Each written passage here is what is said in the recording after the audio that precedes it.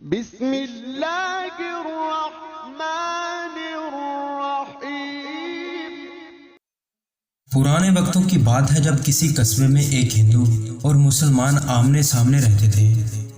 ان کے گھر اس طرح تھے کہ جب ان کے گھر کے دروازے کھلے ہوتے تو ایک دوسرے کے گھر صاف نظر آتے تھے۔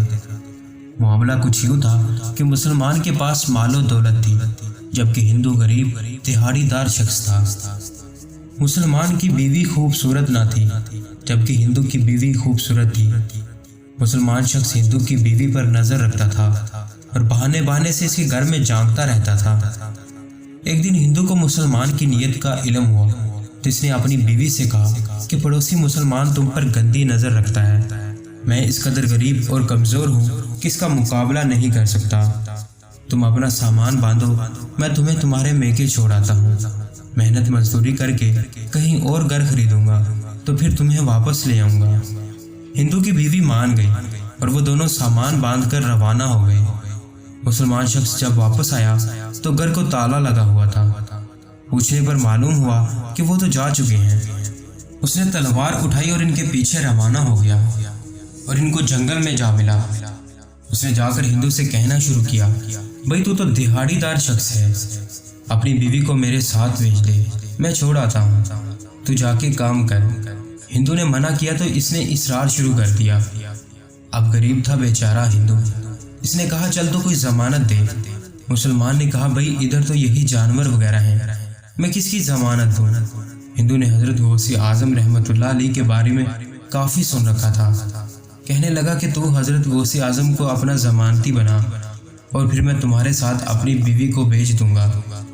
اب اس معاملے میں مسلمان کچا نکلا، سوچا کہ انہیں گزرے تو کئی سال ہو گئے، اب وہ کہاں آئیں گے۔ بہرحال حضرت غوث اعظم کو ضمانتی بنا لیا گیا۔ ہندو نے اپنی بیوی کو اس مسلمان شخص کے ساتھ بھیج دیا۔ اب جیسے ہی وہ ہندو عورت مسلمان شخص کے پاس گئی، شیطان نے مسلمان کے ذہن میں فطور ڈال دیا اور اس مسلمان نے تلوار نکال کر ہندو کا سر الگ کر دیا۔ عورت دیکھ کر رونے لگی تو مسلمان نے اسے کہا اب سے تو میری بیوی ہے اور اسے ساتھ لے کر چل دیا۔ عورت بار بار پیچھے مڑ کر دیکھ رہی تھی۔ اس شخص نے کہا تیرا شوہر اب مر گیا، اب کہاں مڑ مڑ کر دیکھ رہی ہے؟ اس عورت نے جواب دیا کہ میں اپنے شوہر کو نہیں بلکہ اپنی ضمانتی کا انتظار کر رہی ہوں۔ مسلمان نے اس کا مذاق اڑایا اور کہا وہ تو کئی سال سے گزر چکا ہے، اب وہ کہاں آئے گا؟ یہی باتیں کرتے کرتے وہ کافی آگے نکل گئے کہ اچانک ایک طرف سے ایک طوفان اٹھا اور اس طوفان میں ایک گھڑ سوار ہاتھ میں تلوار لیے نمودار ہوا اور قریب آ کر مسلمان کا سر قلم کر دیا۔ پھر اس گھڑ سوار نے کہا کہ میں نے تیرے شوہر کے قصاص میں اس شخص کا سر اڑا دیا۔ عورت نے پوچھا تو ہے کون؟ گھڑ سوار نے کہا خود ہی میرا انتظار کر رہی تھی، اب پوچھ رہی ہو میں کون؟ بہرحال اب مجھے اجازت دو۔ عورت نے گھڑ سوار حضرت غوث اعظم کو کہا کہ مجھے میرے شوہر کی لاش تک چھوڑاؤ۔ جب لاش کے پاس پہنچے حضرت غوث اعظم نے پھر جانے کے لیے پوچھا۔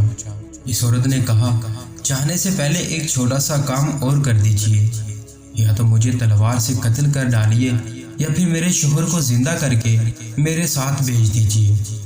حضرت غوث اعظم مسکرائے اور کہنے لگے بی بی کیا کبھی مردے بھی زندہ ہوئے ہیں؟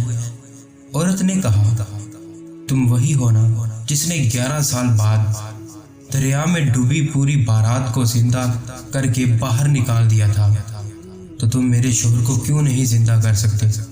بہرحال عورت کی اصرار پر حضرت غوث اعظم نے اللہ کے حکم سے اس کے شوہر کو زندہ کر دیا۔ جب ہندو شخص اٹھا تو عورت نے سوال کیا کیا تو اس شخصیت کو جانتا ہے؟ ہندو نے کہا ہاں یہ ہمارے ضمانتی ہیں۔ عورت نے کہا تو پھر کلمہ پڑھ اور مسلمان ہو جا، اور یوں وہ دونوں کلمہ پڑھ کے مسلمان ہو گئے۔